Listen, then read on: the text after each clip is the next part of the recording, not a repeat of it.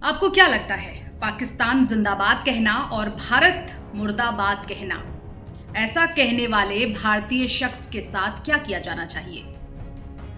आपका जवाब यकीनन क्या होगा ये आप बहुत अच्छे से समझते हैं, मुझे बताने की आवश्यकता नहीं।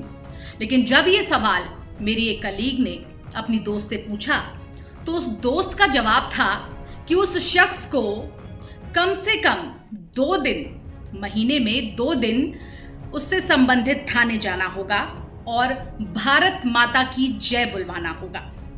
21 बार भारतीय राष्ट्रीय ध्वज को सलामी देनी हो। फ्रेंड की यह बात महज एक लफ्जबाजी भर नहीं थी। दरअसल ये बात उस चीज को दृष्टिगत रखकर कही गई थी जो बातें मध्य प्रदेश के हाई कोर्ट ने कही। वो दरअसल ये बातें एमपी हाई कोर्ट की उस अनोखी शर्त को लेकर कह रही थी जिसकी चर्चा इस वक्त जोरों पर है।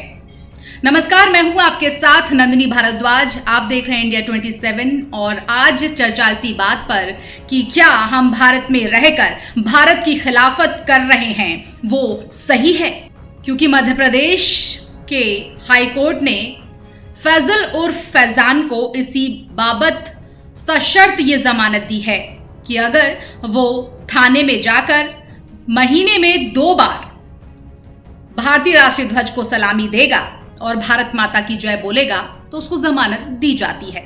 हालांकि उसका मुंहचलका भी भरा गया है। बात 100 आने सच है। खबर निकली है मध्य प्रदेश हाई कोर्ट से, जहां माननीय न्यायालय ने पाकिस्तान जिंदाबाद हिंदुस्तान मुर्दाबाद चिल्लाने वाले एक शख्स फैजल को इस शर्त पर बेल दी कि वो पुलिस थाने में लगे राष्ट्रीय ध्वज को 1 महीने में 2 बार आकर 21 दफा सलाम करेगा, वो भी भारत माता की जय नारे के साथ। कोर्ट ने कहा है कि आरोपित को ऐसा हर महीने ही करना होगा, वो भी महीने के पहले और चौथे मंगलवार को। यहाँ तक कि सुबह 10 से 12 बजे के बीच ये थाने में आकर करना ही होगा। यही नहीं, आरोपित पर 50,000 रुपए का बॉन्ड भी पेश करने का निर्देश दिया है। अब आप सोच रहे होंगे कि आखिर क्यों फैजल और फैजान को महीने में 2 बार, वो भी महीने के पहले मंगलवार और चौथे मंगलवार को थाने में जाना होगा, भारत माता की जय बोलना होगा और भारतीय राष्ट्रीय ध्वज को सलामी देनी होगी। वजह जानना चाहते हैं तो जान लीजिए। कोर्ट ने ये निर्देश आरोपी फैजल में अपने देश के लिए देशभक्ति की भावना पैदा करने के लिए राष्ट्रीय गौरव की भावना पैदा करने के प्रयास के तहत दिया। इस आदेश को देने वाले जज काफी चर्चा में हैं। मामले की सुनवाई न्यायमूर्ति डीके पालीवाल कर रहे थे। उन्होंने ही ये आदेश दिया कि आरोपी फैजल और फैजान को अपने मुकदमे के खत्म होने तक हर महीने के पहले और चौथे मंगलवार को ये काम करना होगा। बकौल जज, फैजल और फैजान को अपने देश के खिलाफ नारे नहीं लगाने चाहिए, क्योंकि वो इसी देश में पैदा हुआ है, पला बढ़ा है। उसे अपने देश के प्रति जिम्मेदार और राष्ट्रीय सद्भाव वाला होना चाहिए। आरोपी पर पाकिस्तान की प्रशंसा करते और भारत की निंदा करने के भी संगीन आरोप हैं, जिस पर 14 आपराधिक मामले भी दर्ज बताए जा रहे हैं। भारत में रहकर भारत के खिलाफ जाने की ये कवायद, ये चीजें कोई नई नहीं है, बहुत पुरानी है और ये आज भी बदस्तूर जारी है।